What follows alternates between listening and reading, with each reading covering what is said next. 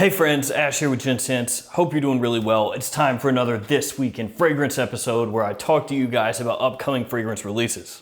We got some big ones today. We've got a re-release of a long discontinued fragrance that was a favorite of a lot of you guys out there that has a lot of nostalgia. We've got a new Creed release. We've got a new Ysl La Nuit and a new Dunhill. Lots to talk about. Let's jump into it.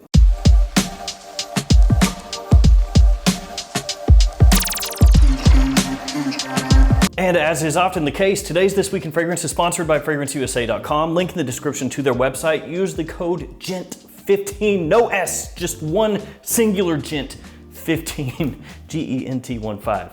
Just say 15% off your order. They're a great website. They've got great prices on niche fragrances and designer fragrances. Like I said, link in the description to FragranceUSA.com. So check them out, use that code, save some money. Let's get into this. The first fragrance I want to talk to you guys about is the re-release of this one right here, Candies for Men. Yeah, some of you out there remember this, right? This one has a lot of nostalgia for a lot of people out there. This was a fragrance that a lot of guys wore during high school or college, you know. It was a really affordable fragrance and you could find this at Walmarts all across America on top of pretty much really any place that fragrances were sold. And then it was discontinued. Yeah, very sad. And the price of this went way up. So if you go to eBay right now and you look for these vintage bottles, that price is way up there. But now, seemingly, it's back. And the price is not very high. It appears to be right around 20 bucks US. So, right about what this kind of used to go for. Now I don't have the new one yet, and the packaging has changed. You can see how that looks right here. Not the same as this one right here. Looking at the notes though, it would appear that the fragrance is probably pretty similar to this one. Like I said, don't have the new one yet, but once I get that in, I'm gonna go ahead and do a side-by-side and I'll let you guys know, is the new Candies up to par with the old one that a lot of you out there love or have a nostalgic feeling toward?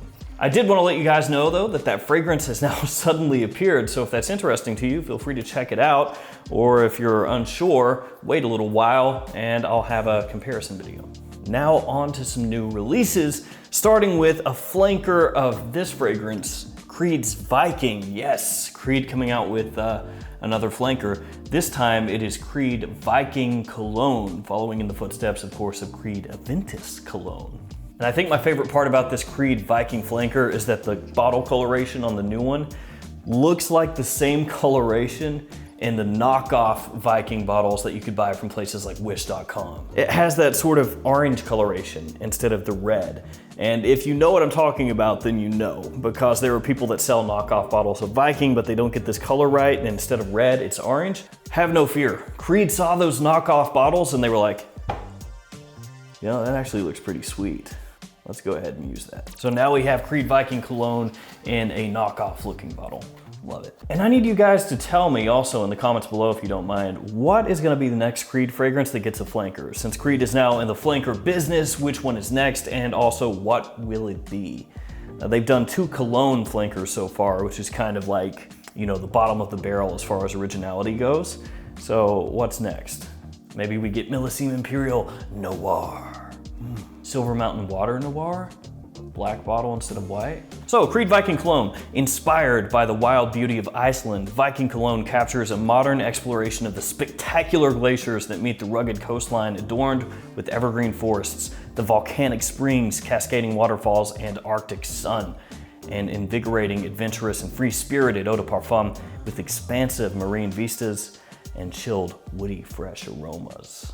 In contrast to the original Viking, a bold and fiery masculine masterpiece, which launched in 2017, this strikingly contemporary follow-up provides a cooler twist, refreshing the wearer with an exhilarating energy that has been created to inspire renewed determination and an all-conquering spirit. I do really enjoy that they hit you with the fact that their original Viking was a masterpiece. It's just like, hey, FYI, everything we do is a masterpiece.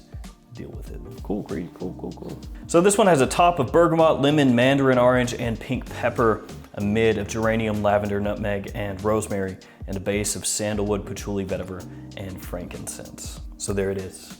The next new Creed fragrance for men is a flanker of Viking, and it is Viking Cologne. Reading what they put in the write-up and seeing how they approached Ventus Cologne, obviously we pretty much know what we're in for here.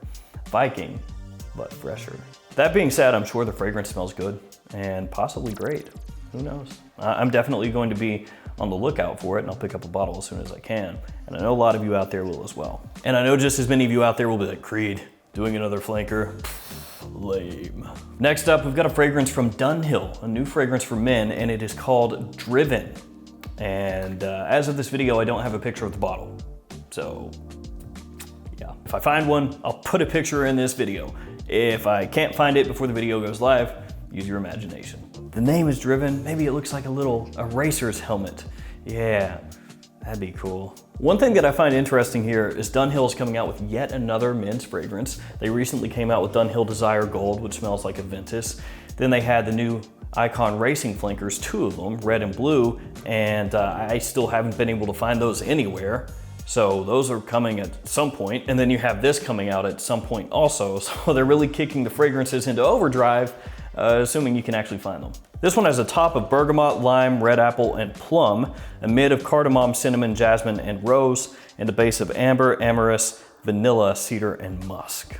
Looking at this note breakdown, I think that a lot of people are actually going to be intrigued by this one and have high hopes, especially when you look at that opening, because they're hitting you with citrus, plum, and red apple. And I know a lot of people out there, when they see plum in the note breakdown, they're like, what?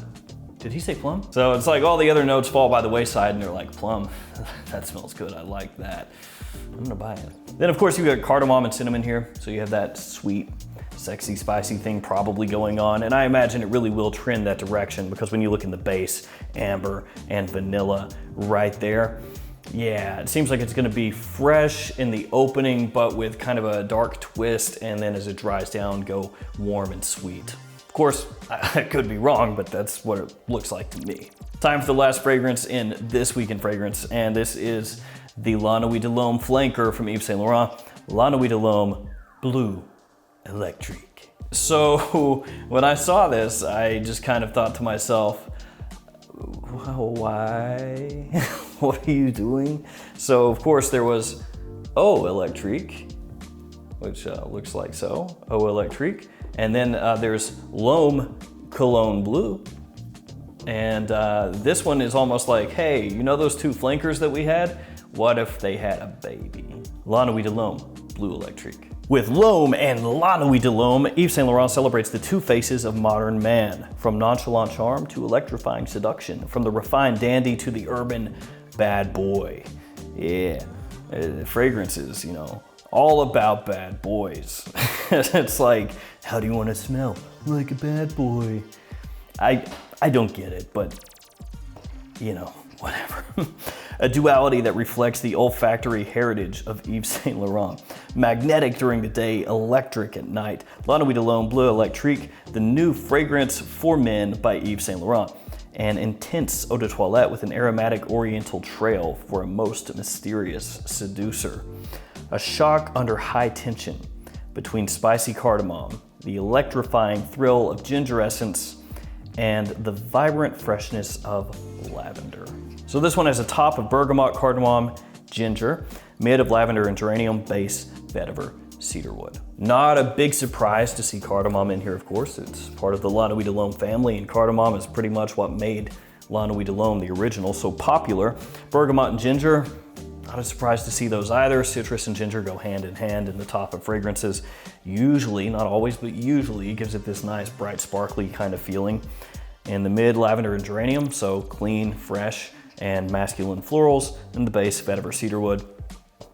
Not a surprise there either. Vetiver and cedar together, I would imagine, in this fragrance is going to give it a fresh, woodsy, modern dry down.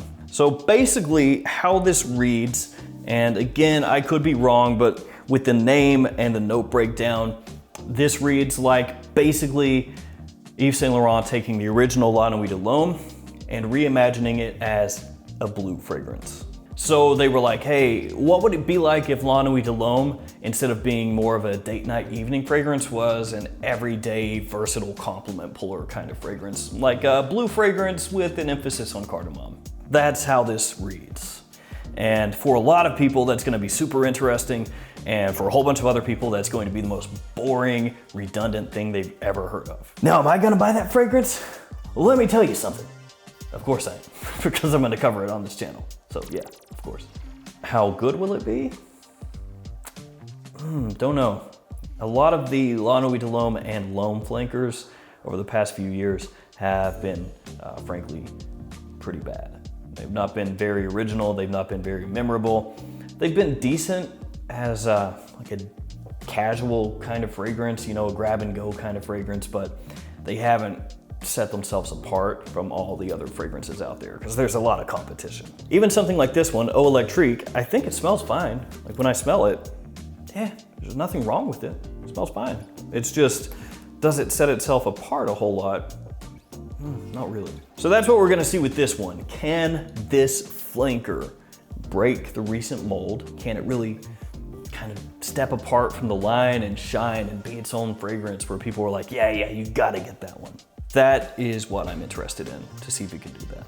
All right, guys, that's gonna wrap up This Week in Fragrance. Again, thank you to Fragrance USA. Check out their website, it's linked below. Use GENT15, save yourself 15% off. As always, thanks for hanging out with me today. Thanks for all your support. Stay safe out there, and I will see you tomorrow with another fragrance video. See you guys.